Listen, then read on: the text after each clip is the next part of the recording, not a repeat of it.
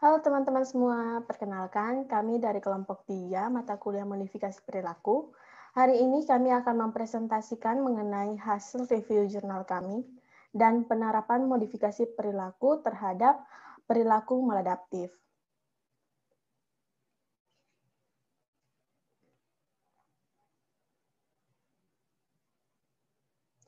Oke, yang pertama, jurnal pertama yang kami ambil itu berjudul Online Game Addiction to Adolescents Adaptation Ability in Sikumana Village, Kupang City, dengan penulis Ibu Mariani Mediatrix Mone, Imelda F.E. Manurung, dan Bapak M.K.P. Abdi Keraf.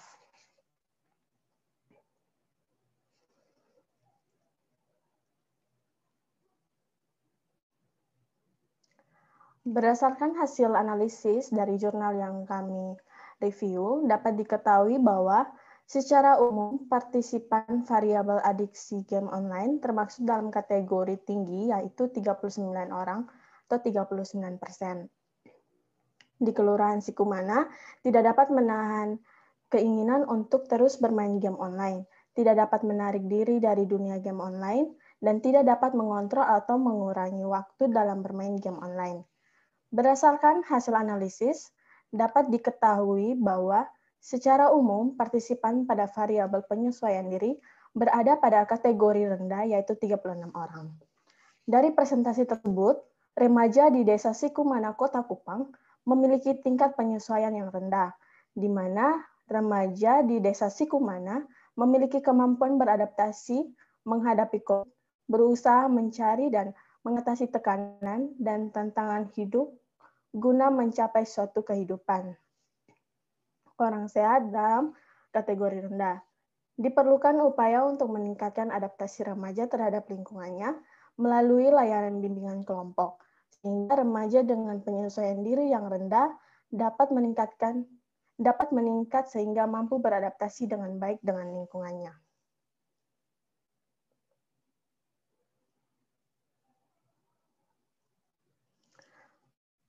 Berdasarkan hasil uji hipotesis dengan menggunakan regresi linear sederhana, diketahui bahwa terdapat pengaruh negatif antara variabel adiksi game online dengan variabel penyesuaian diri yang diteliti. Dengan demikian, disimpulkan bahwa jika adiksi game online meningkat, maka penyesuaian diri akan menurun. Begitu pula sebaliknya, remaja dengan tingkat kecanduan game online dikatakan tinggi karena dilihat dari frekuensi bermainnya dalam kategori tinggi, yaitu 39%. Hal ini dipengaruhi oleh keinginan remaja yang kuat untuk terus bermain game online, mengakibatkan terganggunya kehidupan sehari-hari serta kesulitan dalam melakukan penyesuaian yang akan menghambat remaja untuk berkembang secara optimal, pengetahuan, maupun dari segi kepribadian. Sehingga dari hasil penelitian ini dapat disimpulkan bahwa terdapat pengaruh negatif kecanduan game online terhadap penyelesaian diri remaja di Desa Sikumana, Kota Kupang, yang artinya dengan meningkatnya kecanduan game online pada remaja, maka penyelesaian diri akan semakin menurun. Selanjutnya akan dijelaskan oleh teman saya.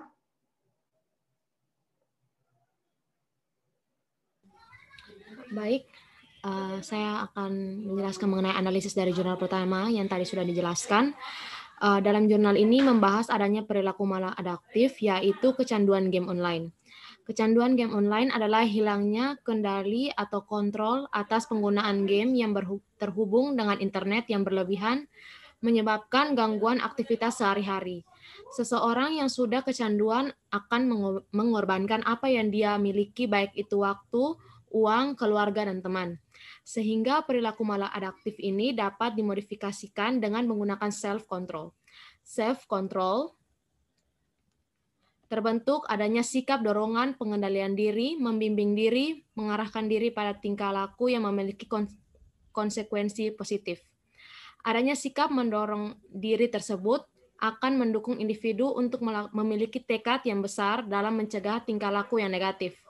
Selain dari diri sendiri juga, faktor eksternal atau lingkungan keluarga juga bisa membantu individu dalam mengontrol diri untuk mencapai tujuan yang individu inginkan.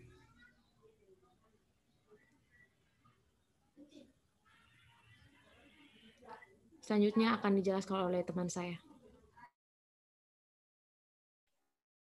Baik, selanjutnya di sini ada jurnal 2 dengan judul Self-Control with Social Media Addiction in Student of SMA Negeri 3 Kota Kupang dengan nulis Dorothea Lydia Primabeo, Ibu M. Dina Carlota Lerik, dan Bapak R. Pacificus CH Wijaya.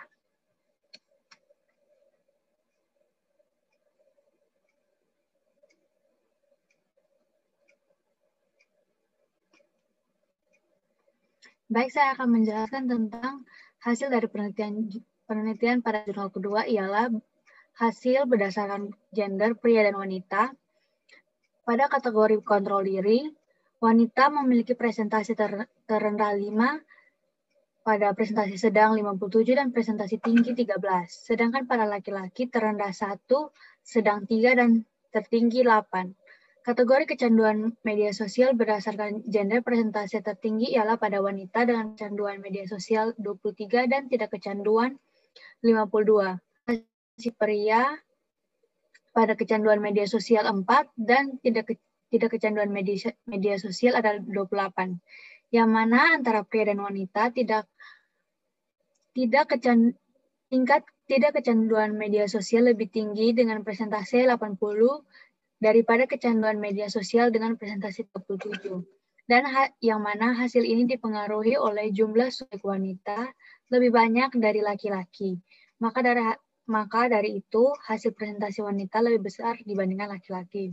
Berikutnya berdasarkan usia, yaitu pada kategori pengendalian diri, presentasi terbesar pada usia 17 dengan kategori rendah 5, sedang 46, dan tinggi 9. Dan terendah ialah pada usia 15 tahun dengan kategori 0, sedang 4, tinggi 2. Dan untuk usia 16 dan 18 tahun memiliki prestasi yang sedang dengan kontrol diri. Dan berikutnya pada kecanduan sosial, memiliki presentasi terbesar ialah pada usia 17 tahun dengan presentasi 21 dan presentasi tidak kecanduan 39. Dan terendah pada usia 15 tahun, presentasi kecanduan media sosial 2 dan presentasi tidak kecanduan media sosial 4. Melalui hasil ini yang ada dapat dilihat bahwa setiap usia presentasi tidak kecanduan media sosial lebih besar. Hal ini dipengaruhi dari banyaknya subjek yang mana usia 17 tahun lebih banyak, yaitu 60 dan 15 terendah yaitu 6.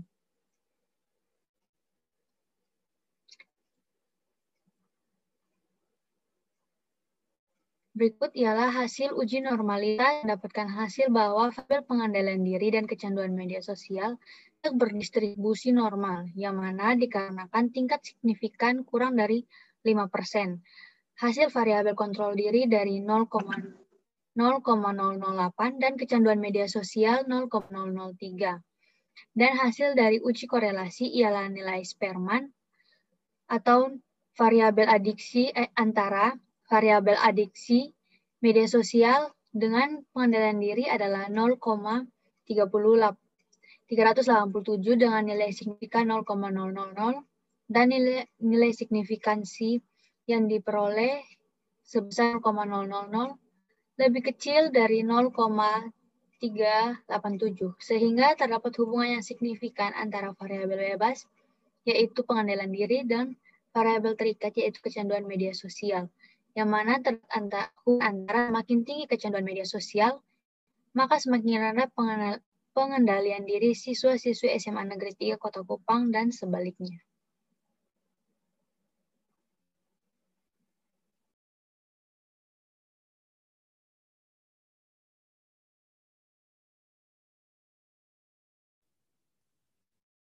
Baik, yang berikut analisis dari jurnal 2.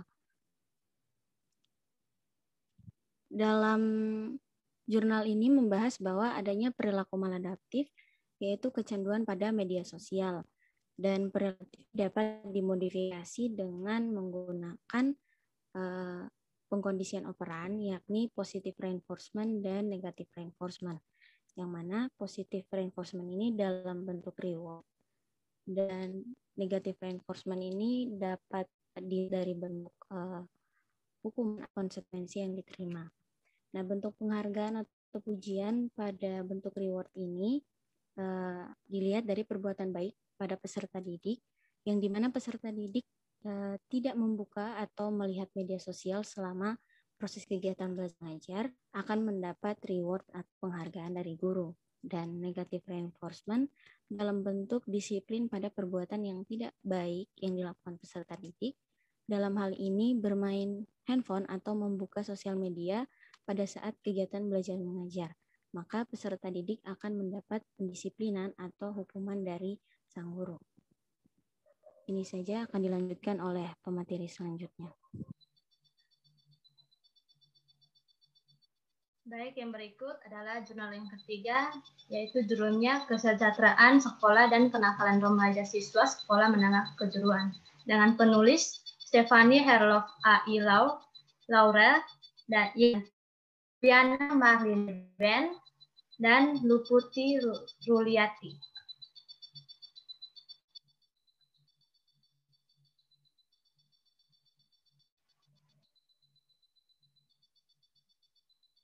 Uji asumsi penelitian ini terdiri dari uji normalitas dan uji linearitas.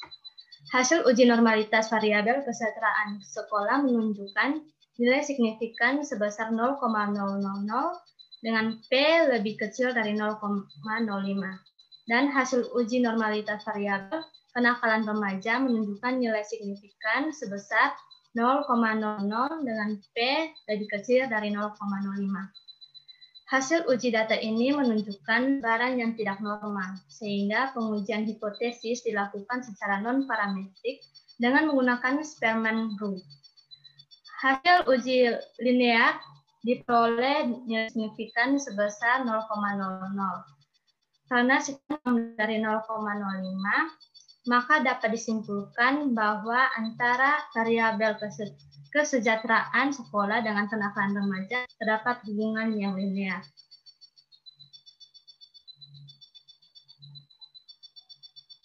Hasil uji hipotesis Mayer pada penelitian ini terbukti bahwa ada hubungan kesejahteraan sekolah dengan kenakalan remaja pada siswa SMKN 2 Kota Kupang. Hasil ini ditunjukkan dari nilai koefisien korelasi yang negatif, yakni min 0,255, serta nilai signifikan sebesar 0,00 dengan P lebih kecil dari 0,05.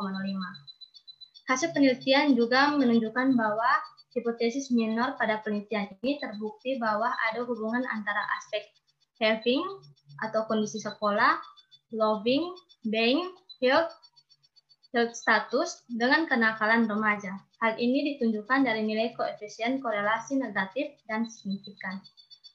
Berikut akan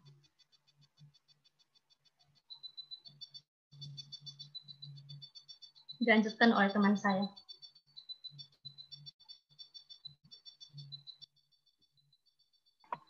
Ya, saya akan menjelaskan analisis dari jurnal tersebut.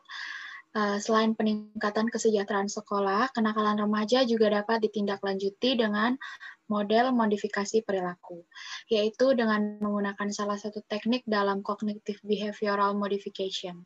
Teknik yang dipakai adalah pengkondisian operan. Pengkondisian operan lebih menekankan pada peran lingkungan dalam bentuk konsekuensi-konsekuensi yang mengikuti dari suatu perilaku. Menurut Skinner, perilaku individu terbentuk atau dipertahankan sangat ditentukan oleh konsekuensi yang menyertainya. Jika konsekuensinya menyenangkan, maka perilakunya cenderung diulang atau dipertahankan. Begitupun juga sebaliknya, jika konsekuensinya tidak menyenangkan, maka perilaku akan dikurangi atau dihilangkan. Dengan begitu, cara yang dapat sekolah atau lingkungan lakukan adalah dengan memberikan hukuman yang menimbulkan efek jera. Peraturan sekolah juga harus lebih jelas dengan sanksi-sanksi yang dipaparkan secara eksplisit, termasuk peraturan mengenai presensi siswa.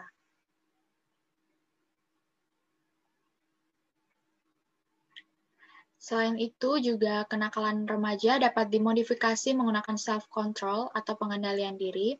Untuk mengatasi kenakalan-kenakalan yang dilakukan oleh remaja adalah langkah pertamanya yaitu menyadarkan pihak orang tua dari anak tersebut, sehingga orang tua bisa membimbing anak melakukan pengendalian. Apabila anak-anak melawan dan menolak pengendalian diri tersebut, orang tua hendaknya memberikan sedikit hukuman yang bersifat jera bagi anak-anak mereka. Selain itu, anak-anak hendaknya diawasi dalam tontonan-tontonan yang ditonton, dan juga mengawasi penggunaan media sosial karena bisa saja perilaku-perilaku yang mereka tunjukkan itu hasil dari meniru hal yang mereka tonton.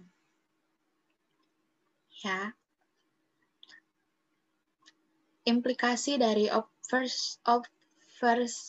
observational learning modeling dan self-control dalam memodifikasi perilaku dapat dilihat dalam dua segi, yaitu implikasi yang bersifat positif dan negatif. Implikasi yang bersifat negatif dari model belajar melalui pengamatan adalah bahwa individu meniru model yang negatif melalui proses observasi terhadap tayangan-tayangan film dan sejenisnya yang negatif melalui media elektronik dan media cetak. Sebaliknya, jika tayangan film dan sejenisnya mengandung nilai positif, maka individu menilai hal yang positif juga dalam proses observasinya. Jika individu dapat atau terjadi modifikasi perilaku yang negatif, jika individu tidak mampu mengendalikan diri, maka sulit baginya memodifikasi perilaku menjadi perilaku yang positif. Tentu saja, semua proses dan produk modifikasi perilaku diarahkan oleh pihak yang menang atau orang yang memiliki otoritas seperti psikolog, konselor, pendidik, tokoh agama, dan juga orang tua. Sekian presentasi dari kelompok kami. Semoga informasi yang kami sampaikan bermanfaat. Terima kasih. Selamat malam.